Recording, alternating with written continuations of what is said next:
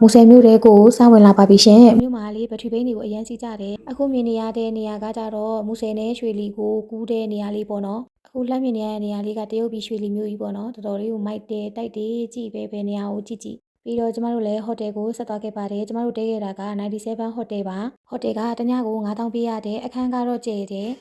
ရေပူရေအေးလဲရတယ်ပေါ့နော်ပြီးကြရင်ဒီမှုရာတွေပါကြီးကြတော့တိတ်ပြီးတော့မကောင်းတော့ဘူးပေါ့နော်သူကဒီဟိုတယ်ကဖွင့်ထားတာလည်း20ကျော်ပြီဆိုတော့လေနည်းနည်းလေးတော့ဟောင်းနေတယ်မှာပါတယ်ပေါ့နော်ပေးထားတဲ့ဒီ accessory တွေကတော့ကောင်းပါတယ်ပြီးတော့မနက်စာလည်းမပါဘူးပေါ့နော်ဒီဆူဆူပီပီဟိုတယ်ကတော့မနက်စာပါတယ်လို့ပြောပါတယ်ဒါပေမဲ့ကျမတို့လည်းမပြောင်းကျင်တော့တာနဲ့ဒီ97မှာပဲဆက်တက်ခဲ့တယ်ပေါ့နော်ကျမတို့တဲတဲ့ဟိုတယ်ကမိန်းလန်းမှာဖြစ်တယ်ပြီးတော့မနက်ဆိုလို့ရှိရင်လည်းဒီရှမ်းခောက်ဆွဲဆိုင်လည်းရှိရပေါ့နော်ညနေခင်းဆိုလို့ရှိရင်လည်းထမင်းကြော်တို့ဘာတို့ညာတို့ရောင်းတဲ့ဆိုင်လည်းရှိတယ်ဟိုတယ်မှာခဏနားပြီးတော့နေ့လည်စားဖို့အတွက်ဆိုင်ရှာရင်းနဲ့ဒီကိတ်ဆိုင်လေးကိုတွေ့တာဒီကိတ်ဆိုင်လေးကချစ်စရာလေးမလို့ရိုက်လာခဲ့တာကျမကကိတ်မုတ်တော့မစားခဲ့ဘူးပေါ့နော်သူဆိုင်ကနေပြီးတော့အေးလေးပဲဝယ်လာခဲ့တယ်ဒီဆိုင်မှာကအေးဆိုရင်တစ်ခွက်ကို4500 9000ဝန်းကျင်ပဲပေးရတော့တန်တယ်အေးဝယ်ပြီးတော့ကျမတို့ဟိုတယ်ဘေးကရက်မှာရှိတဲ့ဟယ်လိုပီဇာမှာပီဇာတော့စားခဲ့ပါတယ်ရှင်ဒီပီဇာဆိုင်ကလေတရုတ်ငွေနဲ့ပဲရောင်းတာကျမကတရုတ်ငွေမလဲထားတော့မြန်မာငွေနဲ့ပဲရှင်းခဲ့ရပါတော့မြန်မာငွေနဲ့တွက်ရှင်းတဲ့အတွက်ကြောင့်မို့လို့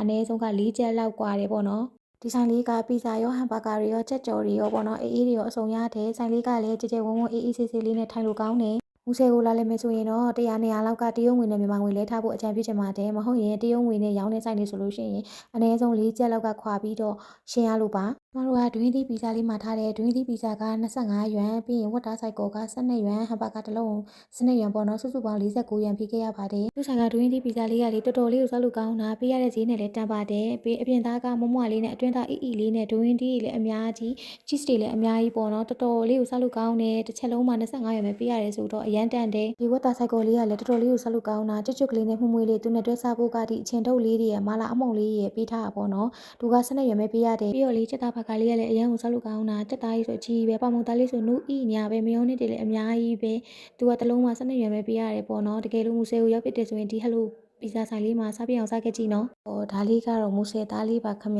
ခီးတော့ဘလော့လေးကိုစိတ်ဝင်စားရဲဆိုရင်ညီမရဲ့ page လေးမှာ follow ပေးခဲ့ဖို့မမေ့နဲ့နော်ကဲနောက်ဗီဒီယိုမှာပြန်တွေ့ကြမယ်ရှင်အဆုံးထိကြည့်ပြီးလို့ကျေးဇူးပါ